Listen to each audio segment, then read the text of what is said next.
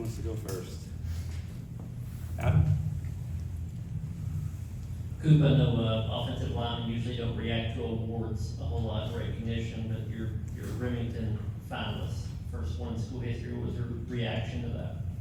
I was super happy, you know, just kind of getting a little bit of respect, I feel like, for what I've, you know, done this year and probably what I've, you know, put together in the last few years. So just happy that, you know, people are taking notice of it, like anybody would be, I think. Wes? Cooper, obviously, you know, stats don't always say everything, but Ohio State is #1 nationally in total defense and scoring defense. So the numbers look good. When you watch them on film, what do you see? I see what lines up with the numbers. You know, they're a really solid defense, really good defense. You know, one of the best defenses in the country for sure, statistically, but on tape you can see it as well. Really talented bunch of guys that, you know, play within the scheme really well, but also have great talent as well to put with that. Brent, and then we'll go Caleb.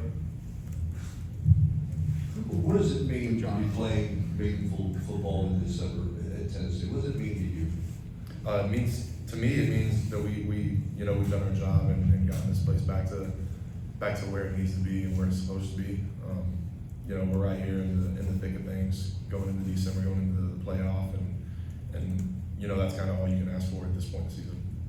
John? Coach Schmeichel talked about, you know, you guys had to believe in promises when you guys were being recruited. You know, this wasn't built yet. To now, all these years later, be playing a playoff game. Like, can you put into perspective the journey that it's taken to get there? Yeah, it's hard to really encapsulate kind of everything that's gone on over these last few years. I wasn't a guy that was recruited. I got, you know, a different path into, you know, playing for these guys, but staying here and kind of seeing how everything's unfolded, how this, you know, this staff, you know, treats their players and handles their players, and you know how it plays into the on-field side of it too. Really kind of remarkable what's been going on over here in the last few years. Casey in the back. What did make you buy into Josh Heupel and his staff when he took over 4 years ago? Man, I'm not really sure if there was anything that spurred me on. I think I just kind of give everybody a certain level of trust and kind of give everybody a fair chance when I meet him. And you know, he was no exception, but he's a guy that, you know, has proved time and time again, you know, who he is every day, you know, day in, day out. He's a guy that's consistent. So anybody that's consistent, I can get behind that. Patrick?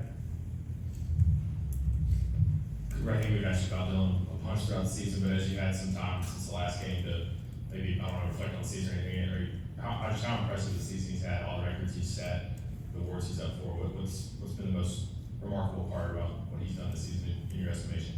I think, you know, for maybe not statistically for me, but just seeing kind of, you know, over the last few years since Dylan first got here, seeing, you know, the player and the guy that he's become, you know, over these last few years has been the best part to me, you know.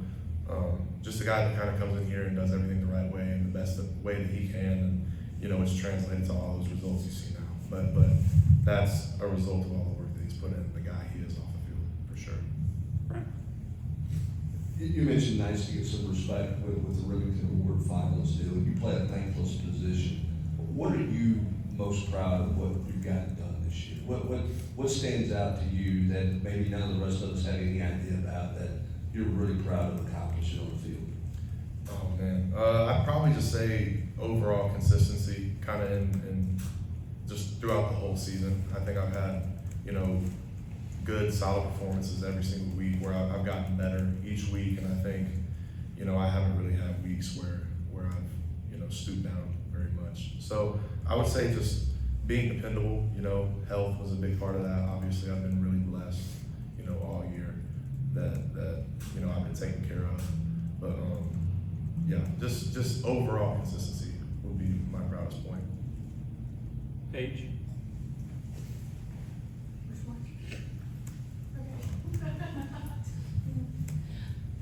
The perspective of like a kind of win advance, lose, you go home kind of thing, that tournament style type of play you've obviously not been a part of, does that change maybe the mindset heading into practice, knowing that it is like win in advance, it's not just your typical bowl game that you get ready for in December? How does maybe that sharpen your focus, knowing what's at stake? Theater puts things in perspective a lot more, where you can kind of step back and see the whole thing kind of playing out. Whereas during the season, you're so focused on just one week right ahead of you, and you don't really see much farther than that. So it's been nice to, kind of actually see everything fall into place the way it has. Patrick? I know you and Kate have your own seasons going on. I'm sure you guys still talk, but what's it been like for you, or what's it been like to be now starting center in the NFL? Has he been coming to you for some information since that's been your position, and he was the guard and tackle and what's that been like for you guys? We really don't talk about football very much, to be honest. Even though I maybe have played a little bit longer, he probably still knows a little bit more than me. So he's doing really well. Played some really rough defenses. I mean, like some of the best defensive lines in the league week in and week out. And he's had like 5 or 6 weeks in a row, and he's done really good. So I'm super proud of him. Just really cool to watch. We'll do 2 more, Austin, and then we'll finish with Paige. I know a lot of your interactions with him are playing some video games. So what is there a lot of smack talk in these video games? And then 2, flip to the other side, getting to go home on Sundays and hang out with camp and be a big brother. What's that been like the last little stretch here as you wrap up? For with Cade, no, we're usually playing together, so we're on the same team. So much doesn't come between us. But just really cool to just with both my brothers, like really the main thing in my life, like his family, and seeing my relationship grow with both of them has been really cool. And my little brother, just seeing him grow in general, not just in our relationship, but just in general, seeing him as a person grow has been really cool. That's what I stay here for, So really happy I got to see everything. I guess from conversations from your older brother and your younger brother, I know you say you don't talk about football very much, but have there been conversations following the clinching of a playoff game for the college football playoffs? With them? Yes. No. Honestly, my little brother probably talks about it more than all of us. After every game, he gives me like a rundown, or I guess now that the season's over, he doesn't. But during the season, he was kind of giving me a rundown every game of, how games have played out, where we were at the playoff and everything.